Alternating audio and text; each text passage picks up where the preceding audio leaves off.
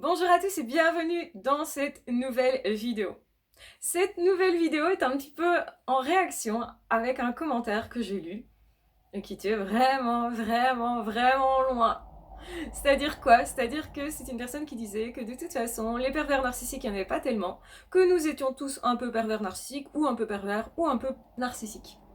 Et que de toute façon, si on avait collé cette étiquette au pervers narcissique, c'est parce que le zèbre en avait besoin. En gros, c'est à cause des zèbres que les pervers narcissiques ont cette étiquette de pervers narcissique. Alors, je me dis, waouh, quelle belle soupe.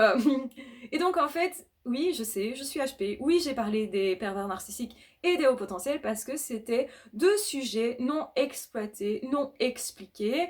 Et du coup, effectivement, il y avait un manque, grand manque plutôt, à ce niveau-là, au niveau des connaissances. Et ce qui est important pour moi, c'est effectivement que chacun puisse détecter, est-ce que j'ai des belles relations avec mon entourage? Est-ce que tout est safe autour de moi? Est-ce que du coup, moi, je suis dans un climat où je peux m'épanouir? Et c'est l'intérêt de détecter des relations toxiques, bien entendu.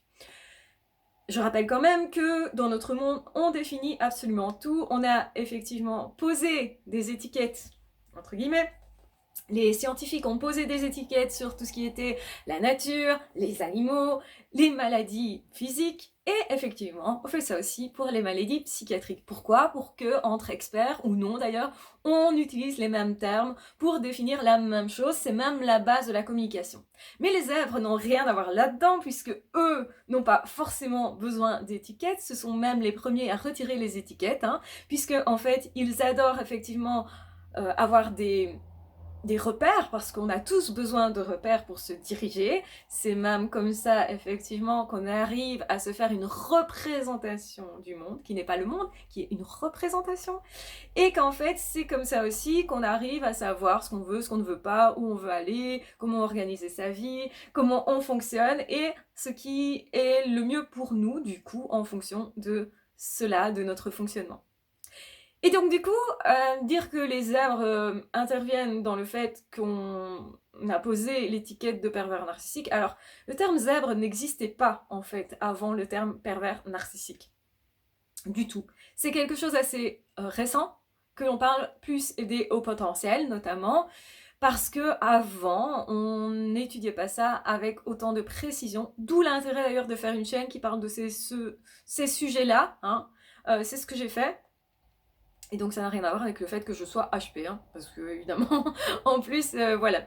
Donc simplement, moi je m'intéresse à certains sujets, c'est vrai, et j'ai eu envie de partager les connaissances et toutes les découvertes que j'avais faites à ce niveau-là, ça a été quand même des années, des années d'analyse et d'études, etc. Donc cela dit, c'est un gros boulot quand même. Et alors c'est assez drôle parce que quand on dit qu'on est tous pervers narcissiques, ben non, en fait la plupart des gens ne manipulent pas, en fait. La plupart des gens, ils identifient les autres comme étant des sujets, pas des objets. Pas en fait des personnes qu'on pourrait utiliser sans aucune loyauté, sans aucune enfin sans aucun respect. Voilà, donc la plupart des gens, en fait, quand ils ont une autre personne en face d'eux, ils savent que c'est une autre personne avec d'autres besoins. Ils essayent de comprendre cette personne-là d'ailleurs pour respecter cette personne-là. En fait, généralement, les êtres humains sont humains. Oh, comme c'est étonnant. Alors, le fait de dire, bah, il y a peu de pervers narcissiques, bah, il y en a quand même, Et de toute façon, ce qui est important, c'est de les repérer, parce que quand on a un, généralement, ça te suffit, Donc, il n'y en a pas besoin de beaucoup, déjà. Et en plus, dire qu'on serait tous soit pervers narcissiques, pervers ou narcissiques, ben non, en fait, parce que quand on parle de narcissisme, on parle généralement de troubles de personnalité narcissique, donc c'est psychiatrique quand même, petite affection psychiatrique, donc c'est loin d'être sain et normal. Mais c'est vrai que nous avons tous une part de narcissisme qui est normale. Donc tout le monde est un peu centré sur soi, tout le monde cherche sa propre place, tout le monde cherche son épanouissement, et ça, c'est tout à fait normal, et il en faut même un petit peu. Parce que quand on n'en a pas assez, on ne se respecte pas suffisamment, et on ne se donne certes pas assez d'occasions dans la vie pour vivre la vie, tout simplement, et faire des expériences. C'est parfois effectivement parce qu'on a envie, narcissiquement, de satisfaire un besoin, le besoin de connexion à l'autre, le besoin justement relationnel, qui est un besoin que l'on a en fait, tout le monde a ce besoin-là. Donc, autrement dit, Si nous n'avions pas ce besoin, eh bien effectivement, nous ne serions pas en train d'essayer de rentrer en relation les uns avec les autres, de partager des choses, etc. C'est un besoin effectivement, mais un besoin positif, un besoin sain, qui est non toxique en fait. Donc dire que tout le monde est pervers narcissique, c'est faux. La plupart des gens, quand ils ont une autre personne en face d'eux, l'estiment, la respectent, savent que c'est une autre personne, savent que cette personne a des besoins et moralement savent qu'on n'utilise pas les autres juste à son propre avantage. On partage. C'est-à-dire que c'est à l'avantage des deux personnes parce qu'il y a bien deux personnes quand nous sommes en relation. Les pervers narcissiques sont juste centrés sur eux, ne veulent pas être en relation avec l'autre, en fait, utilisent l'autre comme un objet sans aucune loyauté, sans aucune morale. Donc là, on est hors société, on est déjà dans quelque chose qui est pathologique. La plupart des êtres humains, ils savent quelles sont les lois morales, justement, de la société, et c'est ça même, ce respect des règles, fait qu'ils s'intègrent dans la société, et que cette société fonctionne, et fonctionnait. Donc la plupart des êtres humains ne sont pas du tout, absolument, ont 0%, pas 0% de perversion narcissique. 0.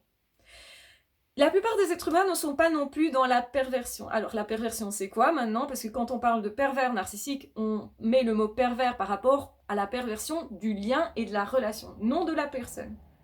Quand on parle de perversion, alors en psychiatrie, on parle de perversion de la personne. Donc c'est-à-dire c'est quelqu'un qui va avoir des comportements qui sont en dehors de la société, comme la perversion sexuelle. Donc c'est-à-dire si c'est une personne qui va avoir une sexualité particulière par rapport à la norme.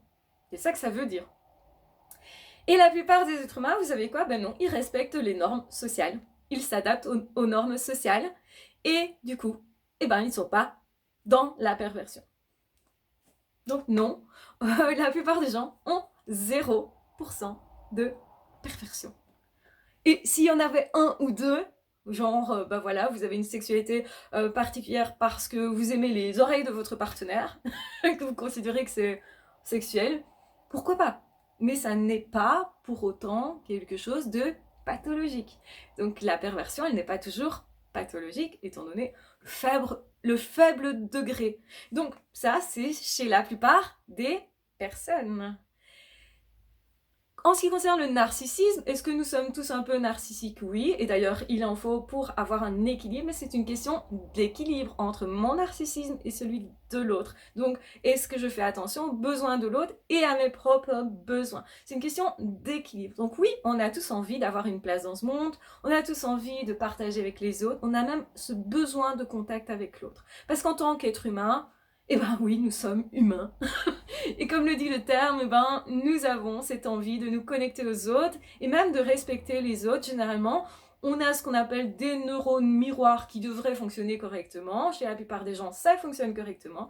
Et nous savons exactement à quel moment on a un comportement qui pourrait faire mal à l'autre. Donc on sait généralement réévaluer notre comportement et se comporter de façon justement à ce que ce soit bénéfique pour la relation, donc pour nous, parce qu'on pense à nous, mais parce qu'on pense à l'autre aussi. Donc c'est un partage et c'est comme ça que ça s'équilibre. Donc oui, nous sommes tous un peu narcissiques, il en faut. C'est normal de penser à soi, de chercher sa propre place et de vouloir être heureux soi, de vouloir aussi augmenter sa vie, de vouloir évoluer. Ce sont des besoins humains considérés comme non pathologiques, normaux. Donc quand on dit que nous sommes tous narcissiques, un petit peu, oui, mais c'est pas très fort par rapport à la perversion narcissique ou à toute pathologie du narcissisme. Quand on parle de pathologie narcissique, eh bien là, effectivement, donc quand on a un trouble de personnalité narcissique, c'est que le narcissisme, il est vraiment déséquilibré. Il y a un vrai déséquilibre dans le sens que la personne ne pense qu'à elle, quasi qu'à elle, et très peu à l'autre. Donc tout est centré sur elle-même et la personne généralement nie les besoins de l'autre, voire nie carrément la relation à l'autre, nie carrément le fait que l'autre soit un sujet et non un objet. Donc on est vraiment très loin de la réalité quand cette personne dit oui mais on est tous un petit peu narcissique, pervers et pervers narcissique, parce que ça ne veut rien dire. Donc arrêtons de dire n'importe quoi. Donc non, ce ne sont pas les zèbres qui ont collé des étiquettes aux pervers narcissiques, parce que ça, je trouve ça vraiment drôle. Hein. Donc le terme pervers narcissique existait avant le terme zèbre. Voilà, un petit peu d'histoire, ça ne fait pas de tort. Et donc effectivement que du coup, c'est impossible que ce soit les hauts potentiels qui, parce qu'ils sont hauts potentiels, auraient inventé et collé des étiquettes sur les autres, hein, alors qu'en fait, ben, tout le monde fait ça. Le monde scientifique est fait comme ça, c'est-à-dire qu'on définit le monde, ce qui se passe autour de nous, les événements de vie, on définit, en fait, on met des mots sur ce qui nous entoure, sur ce qu'on vit, sur nos événements. Pourquoi? Parce qu'on cherche une façon de contrôler notre monde. Le monde naturel est un monde qui était incertain pour l'être humain. Hein. Et donc pour, je vais dire, comprendre dans quel monde nous vivons et surtout pour pouvoir anticiper comment je dois me comporter dans telle ou telle situation, ce qui s'appelle quand même de la survie, et ben oui, on définit les choses, on pose des mots. Et le fait de poser des mots dessus, c'est super important parce qu'en psychologie, ça aide notamment à moins déprimer, à moins souffrir. Quand on sait déterminer, tiens, mon problème c'est celui-là, et ben au moins on a une prise dessus. On sait mieux comment anticiper les choses, on sait mieux les expliquer. Et le but de mettre des étiquettes, c'est pas juste poser des étiquettes, c'est de savoir exactement, tiens, comment sera mon avenir avec cette personne-là, comment cette personne va se comporter, comment anticiper les réactions que je vais avoir moi aussi, ce que je vais ressentir, etc. Le but, c'est juste comprendre. Et oui, les HP ont besoin un petit peu plus fréquent et plus intense de comprendre le monde et les choses. Et je rappelle quand même que dans beaucoup d'évolutions de notre monde, il y avait des grands scientifiques qui étaient HP, qui n'avaient pas été effectivement étiquetés HP, parce qu'à ce moment-là, on ne connaissait pas ça, on ne savait pas exactement poser le diagnostic, parce que la psychologie est une science dite nouvelle. Et c'est peut-être pour ça aussi que j'ai créé des chaînes, enfin une chaîne notamment qui parle de haut potentiel et de pervers narcissiques. Pourquoi? Parce que c'était deux sujets dont on n'entendait pas parler, et du coup, moi j'aime bien combler au niveau du savoir, de transmettre un savoir à la population de façon générale. Pourquoi? Mais pour que chacun puisse avoir des relations donc entre êtres humains, pas entre objets et humains, hein, donc relations entre êtres humains, et pour avoir surtout des relations épanouissantes, parce que ça fait partie de la vie, parce que c'est central pour son propre épanouissement. Et quand je fais ça, certes, je pense aux autres, donc c'est-à-dire, je pense que chacun peut s'épanouir dans sa vie à condition d'avoir effectivement à disposition des connaissances. Et les scientifiques ont été les premiers à faire ça, c'est-à-dire voilà, ils ont inventé quelque chose, ils ont inventé l'ampoule électrique, ils ont inventé l'électricité notamment, et c'est comme ça que tous les matins, vous allumez votre lampe de chevet le matin pour commencer votre journée. Donc en fait, c'est parce qu'il y a eu tant de générosité parmi les êtres humains que vous avez cette vie qui est simplifiée. C'est parce qu'il y a eu des inventeurs qui ont été généreux suffisamment pour vous léguer leur invention, même si c'était peut-être contre de l'argent, hein, eh bien, c'est parce qu'il y a des gens qui se sont mis au service d'autres personnes, parce que justement, ils savaient ce que c'était que la relation humaine, parce que ces personnes ont fait ça, eh bien, ils ont facilité la vie des générations futures et de cette génération actuelle. Donc, la plupart des gens sont humains, sont non pervers narcissiques, parce qu'on ne se manipule pas comme ça. Un pervers narcissique n'a que des relations d'emprise, de dominant-dominé, de manipulation. Donc non, on a 0% chacun de perversion narcissique. Ok? Donc arrêtons de dire qu'on l'est tous un peu, c'est archi faux.